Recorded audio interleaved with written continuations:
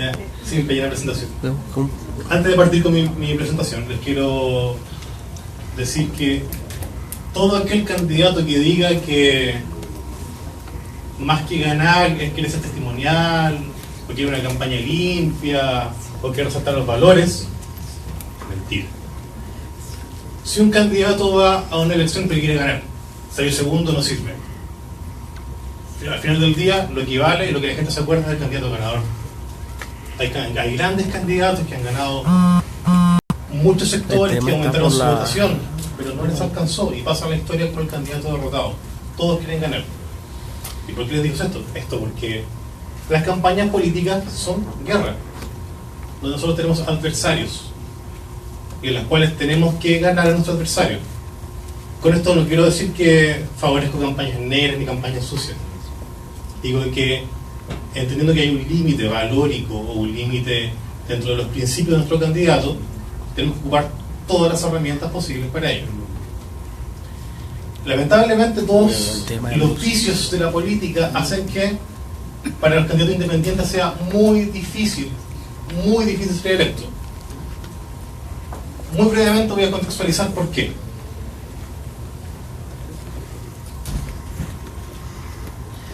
Todos sabemos que hoy día es un tema en toda América Latina, que hay una gran crisis de desconfianza. La gente no confía en los políticos.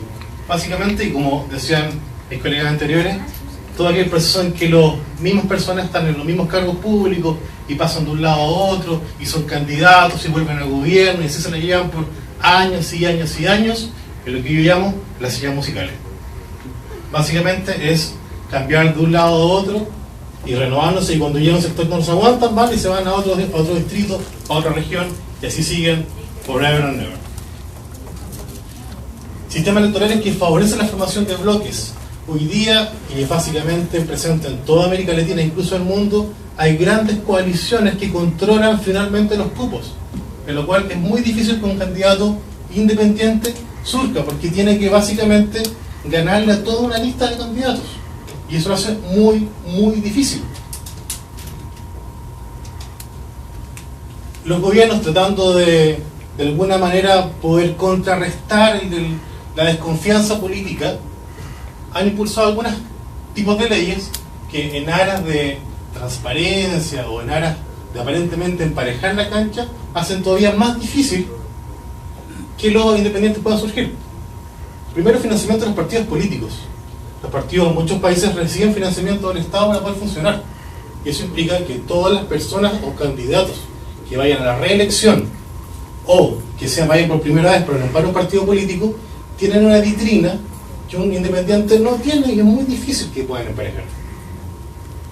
Leyes electorales que restringen la publicidad, que hacen que los espacios sean menores, que restringen incluso, como en el caso de Chile, que ya están tratando de restringir las campañas en redes sociales como Facebook.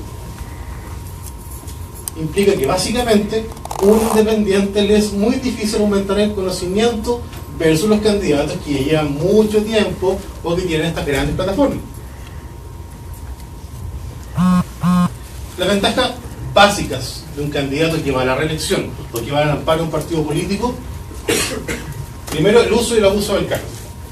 Si yo como candidato quiero ir como diputado y soy independiente, y mi rival es el candidato que va a la reelección, que tiene gastos operacionales, combustible, personal, teléfono, internet, oficinas, toda una maquinaria pagada por todas las personas que pagan sus impuestos, esa persona ya está en campaña hace mucho tiempo y tiene toda una estructura que vale millones de partidas y que los independientes no tienen.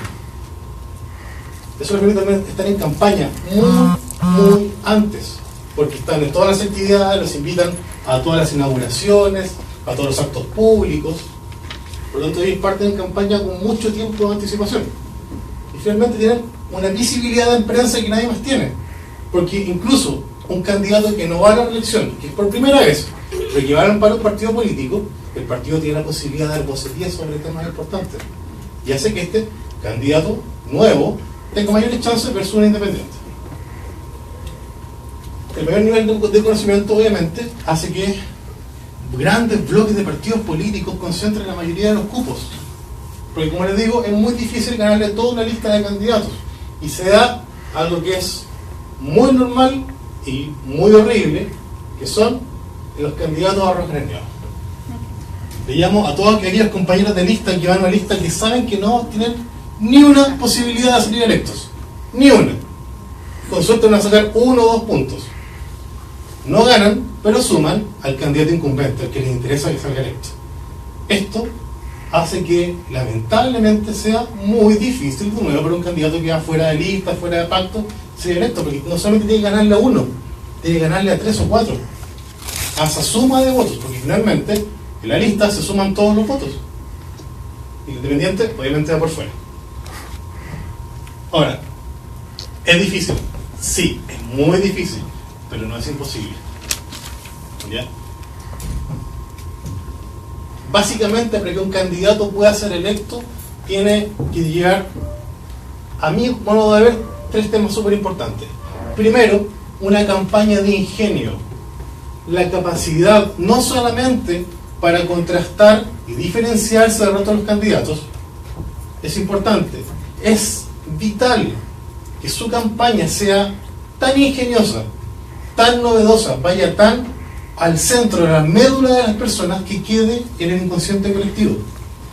Una campaña que la gente recuerde. Eso, al final del día, siempre hace la diferencia. Y el que pega primero pega 2 veces, y lo vamos a ver cuando llegue el punto de que nuestro candidato se afiance. Lo vamos a ver más detalle.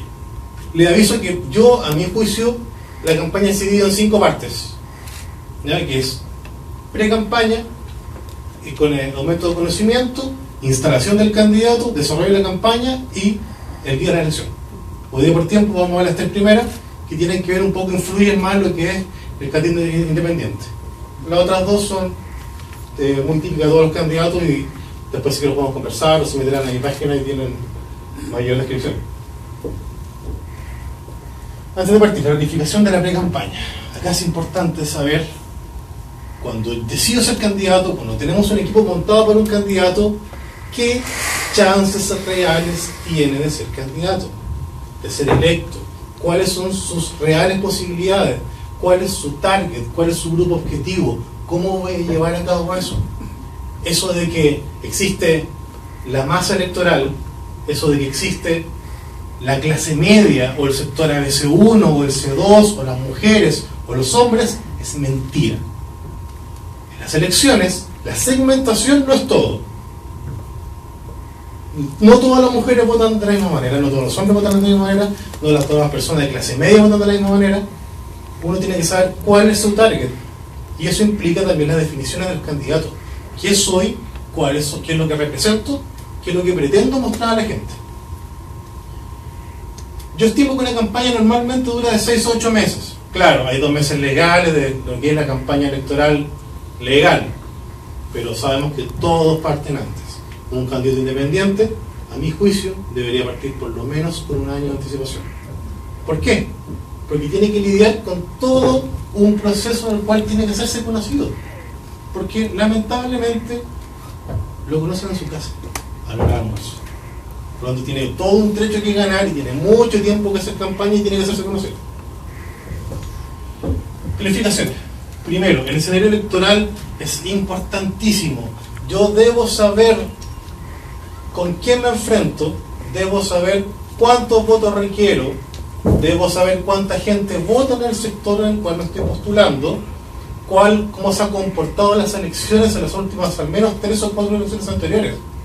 No digo que eso me va a garantizar una predicción futurista de lo que va a pasar, pero sé cómo parte la cosa, cómo se comporta el electorado de cierta manera.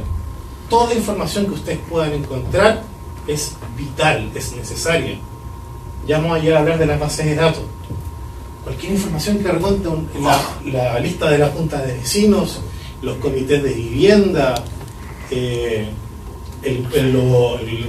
los profesores, los alumnos que juntan dinero para ir a la gira de estudios, cualquier información que pueda recabar en su campaña es importantísima, y ya vamos a hablar de eso.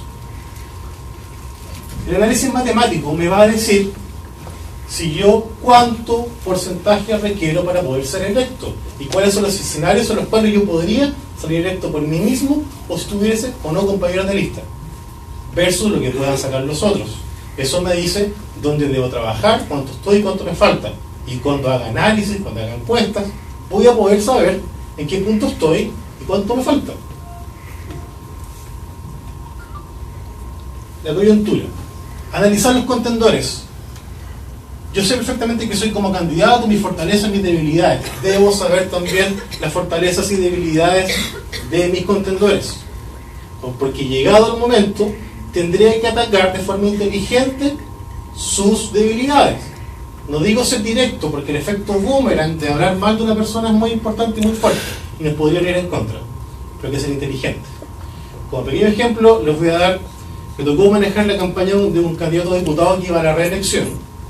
Y su contendor, nos enteramos un mes antes que partía la campaña, que él dejó su familia y su mujer embarazada con una chica de 19 años. Nadie sabía nada. Así que, ¿cómo aprovechamos esto sin sonar? Aprovechadores de esto. Hicimos afiches de nuestro candidato con toda su familia, con sus hijos, con su esposa, lo pusimos por todos lados. Obviamente nuestro rival no podía hacer eso. ¿Ustedes creen que su esposa se iba a cortar para sacar al hijo por una foto? Hay formas y formas de poder aprovechar las debilidades del adversario, siempre rayando en ciertos límites, y eso lo verá el candidato junto con su equipo. El levantamiento de necesidades, público objetivo y preferencias es una información que normalmente se da a través del análisis de encuestas y focus groups. En estos días han hablado mucho de que sí, las encuestas no sirven, que las encuestas no nos pueden decir nada finalmente, no nos dicen qué candidato va a ganar o no, pero no es necesario, no es lo único que arroja una encuesta. Yo con una encuesta bien hecha puedo saber de la gente que vive en el sector qué es lo que le gusta, cuáles son sus problemas, cuáles son sus necesidades, cómo se informa, ve prensa, ve radios, ve internet, qué radio ve, qué radio escucha, qué horario de la radio es el horario en que más se escucha, qué programa es el que escucha. Con toda esa información yo puedo cruzarla y puedo saber, cuando yo tengo que pasar mis cápsulas informativas, cuáles son las radios más escuchadas, los horarios y el público objetivo al cual puedo llegar con mi mensaje. Porque no todas las radios son iguales, hay radio evangélica, radio de corte político, de corte popular, y puedo segmentar mi mensaje y en vez de gastarme una cantidad X de dinero en 10 o 15 cápsulas que van a estar todo el día, yo tomo 5 o 6 y las pongo en el horario exactamente necesario para mí. Eso se nos da una encuesta. Esa información se la puede dar una encuesta. Puedo segmentar, es decir, qué segmento de la población exacto, mujeres de 18 a 24 años, de condición socioeconómica media-baja, que viven en tal sector, hacen tal cosa. Y eso me permite a mí segmentar mi mensaje. Eso es vital. Ustedes cuando le hablan a la población, no le hablan a todos, le hablan a un segmento, porque no todos van a escuchar su mensaje, porque a no todos les va a parecer correcto el mensaje. Olvídense de que vamos a hacer moneda de oro. Hay gente que nos va a odiar por lo que hablamos y hay gente que nos va a amar por lo que amamos, por lo que decimos. Esto es así. Construir la imagen. Un candidato es candidato cuando la suma de la imagen física, las ideas, fuerzas, el storytelling y su diferenciación se reúnen. Esos son candidatos. Yo tomo mi candidato y digo, ya, su imagen física, le tomo mandar a hacer un corte de pelo, probablemente tuve que llevar al dentista para que le blanquee los dientes, tendré que cambiar su ropa o la ropa que ocupa en campaña, etc. ¿Qué es lo que defiende? ¿Cuáles son sus principios y cómo se van a comunicar? ¿Cómo transformamos su discurso en un relato creíble que la gente se identifique? Y finalmente, ¿cómo nos diferenciamos de nuestros contendores? La diferenciación es vital, no ser más de lo mismo. Es vital. Fases. La fase temprana. Para mí esto dura 2 meses, que es cómo aumentamos nuestro conocimiento, cómo nos hacemos conocidos en la opinión pública. Antes siquiera de poder pedir el voto, de hablar con la gente y decir vote por mí, necesito que la gente me conozca. Me refiero a eso, a toda la dimensión del conocimiento. Hay muchas formas de hacerse conocido. Normalmente hoy día ya tenemos campañas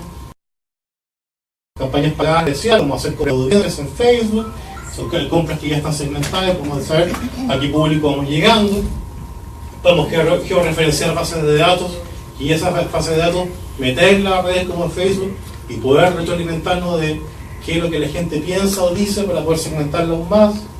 Podemos hacer las cápsulas informativas, podemos enviar mensajes de texto. Y hoy día estoy en una campaña senatorial en la cual todos los días enviamos mensajes de texto con los cumpleaños y los santos. Y le decimos a todas las personas, muy feliz cumpleaños, y aquí está tu diputado amigo, te saluda y quiero que me apoyes. La voz, la imagen y el nombre hacen a un candidato. Si la gente me escucha en la radio, pero no me ve ni sabe cómo me llamo, no me sirve. Cuando recién la voz, la imagen y el nombre se reúnen, ahí el candidato es conocido. Fase 2, establecer redes de apoyo e información. Es importante que el candidato, nuestro candidato y su equipo de trabajo sepa la gente que tiene alrededor, los dirigentes vecinales, las juntas de vecinos, los comités de adelanto, el de vivienda, el de construcción de caminos. Esa vinculación hace que lo puedan invitar a reuniones y pueda ser conocido y pueda meter su mensaje entre las personas, que son básicamente las redes de apoyo. La consolidación. La gente en su mente no sabe todavía que tú eres candidato hasta que ve que eres candidato. Yo siempre pongo este ejemplo, básicamente, de un candidato que puede estar por todos lados en radio. La gente sí, pero puede que se baje, puede que no.